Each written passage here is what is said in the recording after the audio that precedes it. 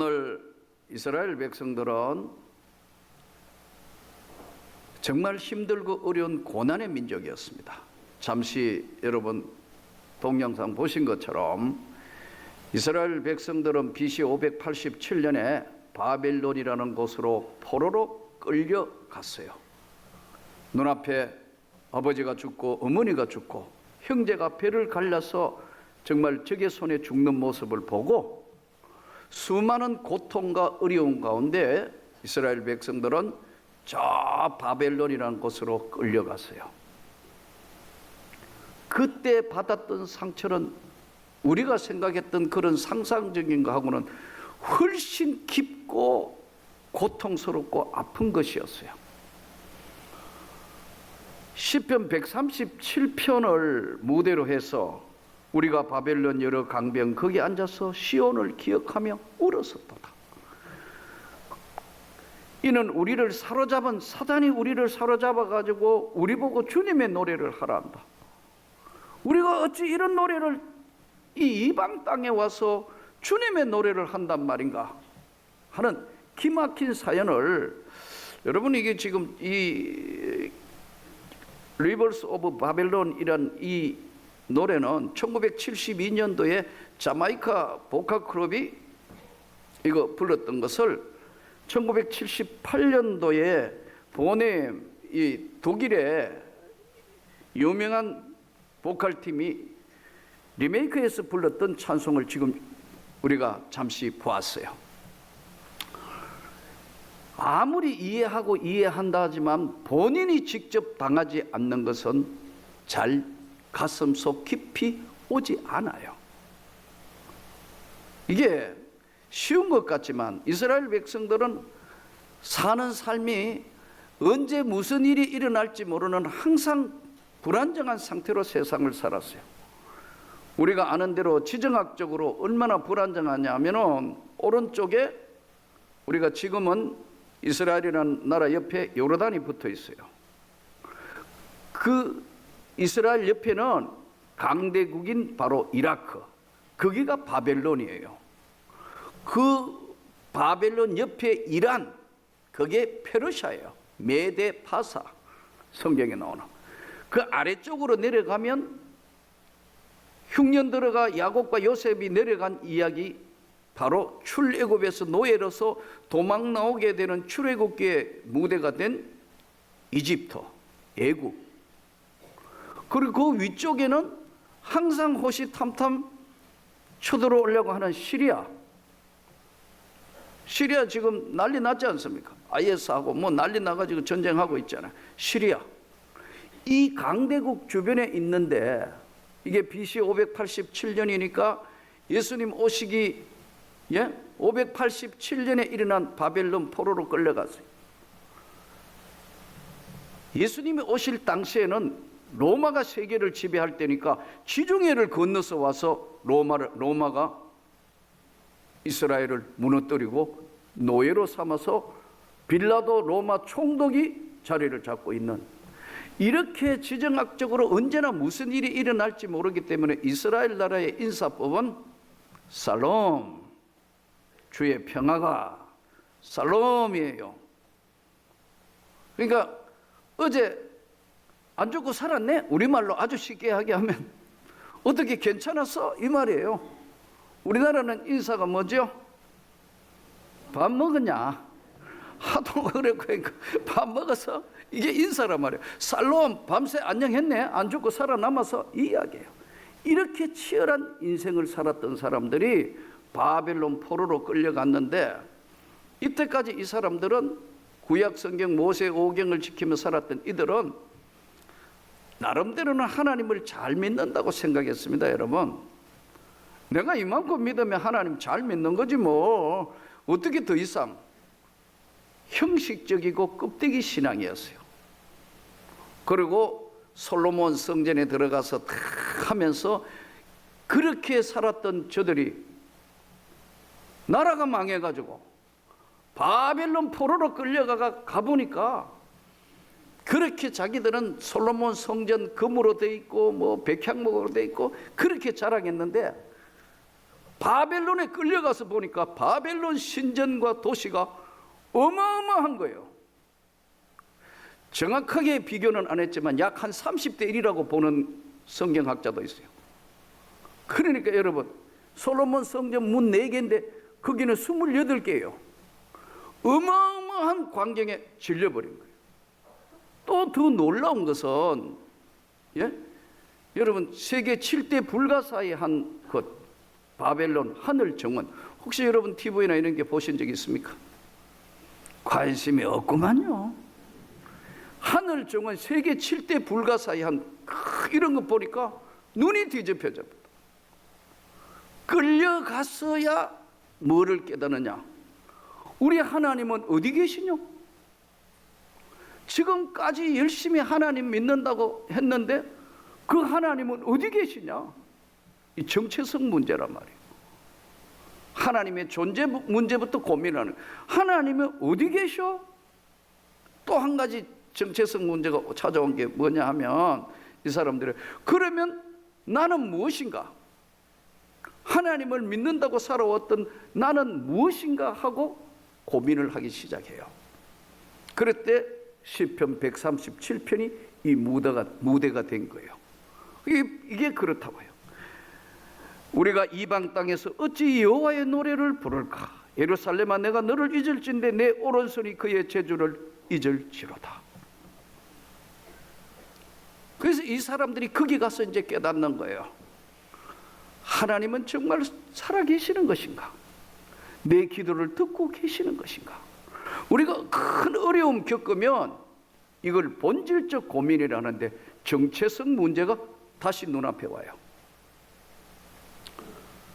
이때 이 이스라엘 백성들이 깨닫는 것이 있습니다. 아, 우리가 잘못했구나. 그래서 잡은 게 뭐냐면 안식일을 지키기로 목숨을 겁니다. 안식일. 그래서 회당을 세우고 지금까지 성경 중심에서 회당 중심으로 바뀌게 되면서 안식일을 목숨을 걸고 지킨다. 안식일은 우리가 잘 아는 대로 금요일 해져서부터 토요일 해지기까지 이 안식일은 목숨을 걸고 지킨다.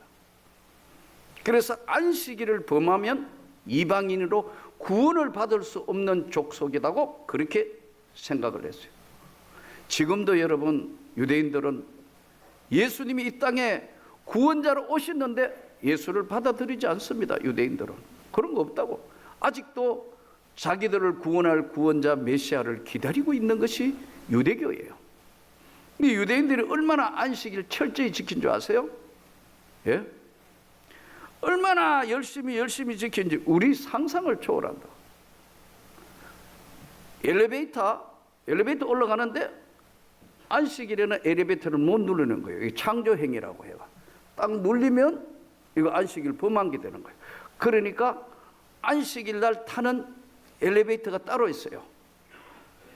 다른 사람이 눌리는 거 이방인이 누르면 괜찮으니까 딱 눌리가 열리면 그때 들어가는 거예요.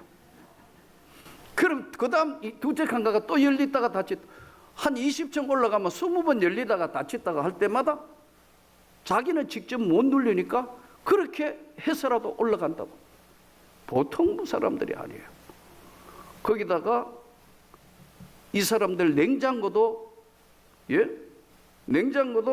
안식일 때는 열고 닫고 하면 안 되는 거예요. 그러니까요. 그래서 이 안식일날 냉장고를 열긴 열어야 되는데 뭐 어떻게 문제가 생긴데 이 안식일날 열고 닫고 하는 걸 이걸 어떻게 고민을 할 방법이 없는 거예요. 그런데 안식일날 금요일 오후 되면 타이밍을 맞춰가 탁 꺼졌다가 안식일 끝나면 탁 꺼지는 냉장고를 만드는데 삼성서 만들었습니다. 삼성이 훨씬 머리 좋아 지금. 돈 버는 데는 천재예요 지금. 그래가지고 안식일 냉장고 있다니까. 더더군다나 어느 정도 철저했냐면은 안식일 지키는데 여러분 이 안식일을 지키면서 저들을 하기 위해서 제가 안식일 날 한 번은 성지순례에 간 적이 있어요. 이야, 온 도시가 조용해. 움직이는 차가 한 대도 없어. 도시가 멈춰드신 도시예요. 그리고 정통 유대인 마을에는 아예 못 들어오도록 바리케이트를 쳐버린다. 목숨을 걸고 지키는 게 안식일. 이들은 안식일을 지키는 것에서 유대인의 정체성을 찾았어요. 그러니까 안식일은 유대인이 목숨을 걸고 지킨다. 그렇게 되니까 반대로 뭘 했냐면 안식일이 유대인을 지켜준 거예요. 그런데 바벨론 포로로 갔다가 이제 10명 중에 1명만 돌아오는데 그 돌아오는 이야기가 에스라 느헤미야 이야기예요. 에스라서 느헤미야서 이야기고, 그때 돌아올 때 힘내라 힘내라 하고 선지자를 보낸 게 학개 스가랴 선지자 이야기예요. 그리고 미리 하나님이 너 끌려간다, 진짜 껍데기 신앙 아니고 진짜 제대로 예수 믿어야, 하나님 믿어야 돼, 이렇게 계속 경고를 하는 게 뭐냐면 에레미야서예요. 그리고 끌려갈 때 그 비참한 내용의 이야기가 에레미야 예가 이야기고, 그런 얘기들이에요. 여러분, 이 슬픈 일을 겪었던 유대인은 안식일을 지켜야 구원을 받는 줄 안다고요. 여러분이 예수 믿어야 구원을 받습니다. 지금도 잘못하면 이 부분이 강해가지고 진짜 예수는 놓치고 껍데기 안식일에 매여 있을 때 이건 불행해지는 거예요. 근데 저들이 안식일을 지키면 아직 메시아가 오지 않았다는데 어느 날 청년 예수가 나타나서 내가 안식일의 주인이니라. 마태복음 12장 8절에 인자는 안식일의 주인이니라. 예수님이 이렇게 말씀한다. 거기다가 누가복음 6장 5절에 또 이르시되 인자는 안식일의 주인이라 하시더라. 받아들일 수가 없어요. 받아들일 수가 없다고. 거기다가 동방박사가 어디로 오는 거예요? 헤롯에게 오잖아요. 그죠? 헤롯이 뭐예요? 왕이잖아요.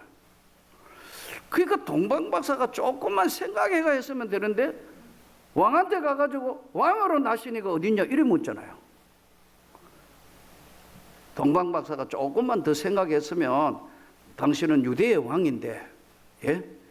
이 땅의 만왕의 왕으로 나신 유대왕 아니고 당신은 유대왕인데 이 큰 우주와 만물을 지으신 그 하나님의 아들 메시아가 어디서 온다고 되어 있는데 어디입니까? 이래 물어야 되는데 유대의 왕으로 나시니가 어디 있냐 하니까, 여러분, 헤롯이 머리가 빙빙 돌 거 아니에요. 더더군다나 이 정통 유대인 출신이 아닌데 이두메 출신인데 왕이 되는데, 그러니까 뭐라 하죠? 헤롯이 아주 머리가 좋으니까 그러잖아요. 나도 가서 경배하게 해라. 경배하는 것이 아니고 반드시 정적을 제거하려고.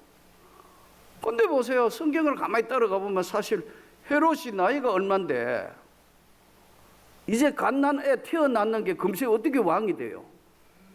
안 그래요? 논리적으로 생각하면 그러면 애가 한 20살이 되든 20년이 지내든 30년이 지내든 왕이 될 텐데 왕으로 나신 네가 어디 있냐 하니까 사실은 자기 아들 헤롯 때 일어나는 일인데도 미리 다 죽입니다. 2살 난 아이는 다 죽여서 라마에서 통곡 소리가 들리더라, 성경에. 그러니까 이게 여러분 질투가 얼마나 무서우냐. 우리가 어떤 상황에 있어서 어떨 때는 분노보다 질투가 더 무서워요. 남 잘 되는 거 못 보는 거예요. 남이 잘 되면 박수를 쳐야 되는데 남 잘 되는 거 못 보는 거, 그거 사촌이 논사만 배 아픈 거는 한국 사람뿐만 아니라 똑같다니까요. 이게 다 그 속에 있는 것들이. 이 깊은 고통과 상처가 있는 저들에게 오늘 예수님이 이 땅에 오셔서 인자가 바로 안식일의 주인이다, 이렇게 하니까 받아들일 수 없으니까 주님을 십자가에 못 박고 다 자기들은 끝났다고 생각했는데 주님이 십자가 지시고 돌아가시고 부활하셔서 산 소망이 되어서 우리 가운데 오셔서 예수님이 말씀하기를, 다시 부활하여 예수님께서 이 땅에 계시면서 40여일 동안 나타나시사 말씀하기를, 내가 너희에게 실상을 말하노니 요한복음 16장 7절에 내가 떠나가는 것이 너희에게 유익이라. 내가 떠나가지 아니하면 보혜사가 너희에게 오시지 아니할 것이요 하면 그가 너희에게 내가 그를 너희에게 보내리라. 예수님 이렇게 말씀합니다. 그리고 사도행전이 시작되면서 오순절 날에 성령의 역사로 교회가 시작돼요. 오늘 이 에베소서는 교회론 이야기예요. 교회는 다양한 사람이 모여있기 때문에 여러분, 나하고 다르다고, 나하고 좀 틀린다고 절대로 유대인 중심으로 믿는다 하면 기독교는 없는 거예요. 나하고 다르고 나하고 좀 뭔가가 좀 안 맞고 한다고 교회 안에도 여전히 왕따시키고 여전히 이지매하고 조금만, 이거는 주님의 교회가 하는 일이 아니에요. 가장 힘들고 가장 고통스럽고 가장 어려운 일을 안아줄 수 있어야 이게 진짜 주님의 교회예요. 쉽지는 않습니다. 그러나 노력해야 한다고. 대부분 보면 왕따 당하거나 문제 일으키는 사람들은 본인의 언어적 습관이든 행동적 습관이든 본인의 문제가 심각한 게 있어요.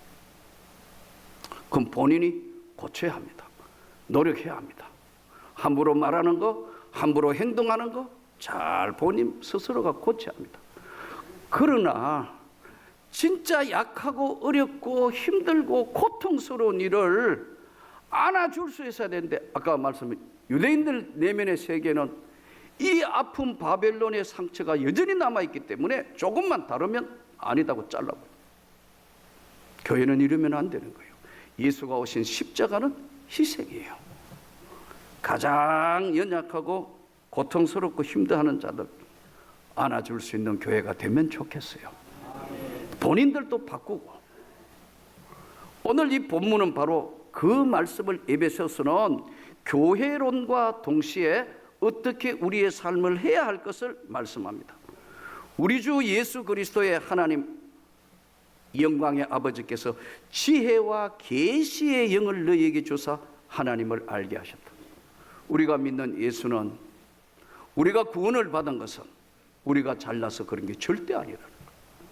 하나님의 은혜로 구원을 받았습니다.